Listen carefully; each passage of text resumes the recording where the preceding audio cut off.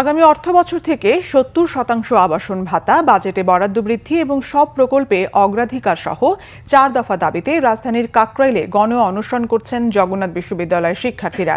এদিন বর্তমান শিক্ষার্থীদের পাশাপাশি সাবেক শিক্ষার্থীরাও অংশ নেন কর্মসূচিতে। দাবি আদায় না হলে গণ অনশন ও অবস্থান কর্মসূচি চালিয়ে যাওয়ার ঘোষণা দিয়েছে আন্দোলনরত শিক্ষক শিক্ষার্থীরা। বিস্তারিত ফজলে রাবির রিপোর্টে।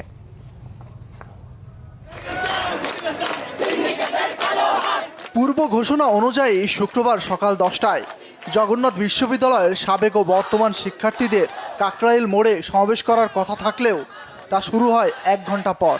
তীব্র রোদ উপেক্ষা করে তারা জড়ো হতে থাকেন কাকরাইল মোড়ে।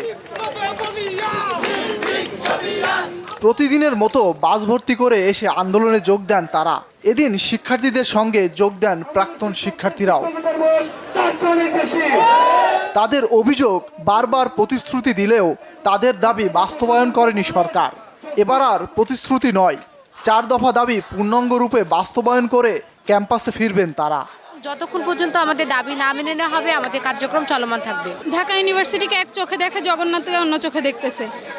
অবশ্যই এর পিছনে সিন্ডিকেট আছে, যার কারণে তারা, আমরা মনে করছি, আমাদের দাবি এখনো মেনে নিচ্ছে না। ঢাকা ইউনিভার্সিটি 800 কোটি টাকা বাজেট চেয়েছে, তাদেরকে 900 কোটি টাকা দেওয়া হয়েছে, কিন্তু আমাদের বাজেট ছিল 306 কোটি টাকা, কিন্তু আমরা 306 কোটি তো দূরের কথা, আমাদের মাত্র 201 কোটি টাকা দেওয়া হয়েছে। এটা একদিন 2 দিনের আন্দোলন না, এটা হচ্ছে 20 বছর ধরে আন্দোলন চলছে।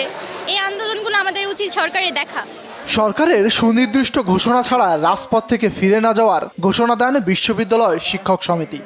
আমাদের দাবি পূর্ণাঙ্গ রূপে মানতে হবে, অথবা বাংলাদেশের ইতিহাসে এই কাকরাইল মোড় আরেকটি জন দাবি বাস্তবায়নের কেন্দ্রে পরিণত। আমরা এখান থেকে এক চুল পরিমাণ সরব না।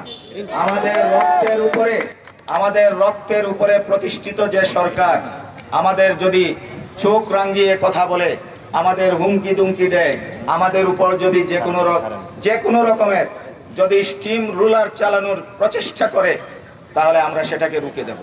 3 দফা দাবিতে গেল বুধবার থেকে আন্দোলন করছেন জগন্নাথ বিশ্ববিদ্যালয়ের শিক্ষার্থীরা। ফজলে রাব্বি, বাংলা ভিশন, ঢাকা।